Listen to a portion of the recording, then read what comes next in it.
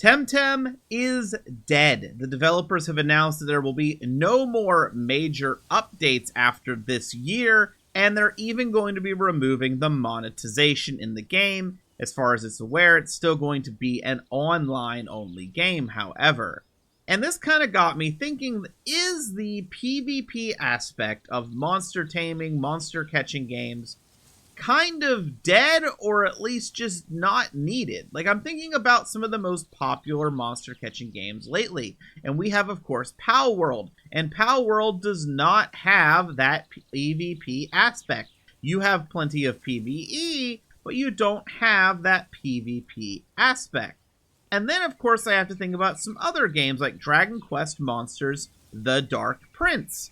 I really enjoyed that game, and while it has a PvP segment, it really isn't a focus at all. The only game that I can really think of lately in this genre that was highly successful, that had a good PvP element, would be Pokemon Scarlet and Violet. But even then, a lot of people I know, and by that I mean almost everyone I know that played that game, never, ever touch actual PvP.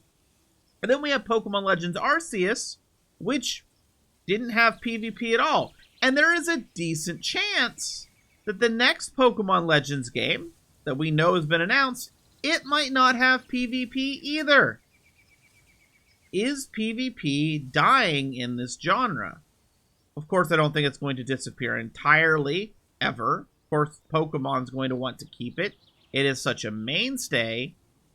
But I think that maybe if you're making a new monster catching game, is it just best to avoid PvP entirely? What do you think?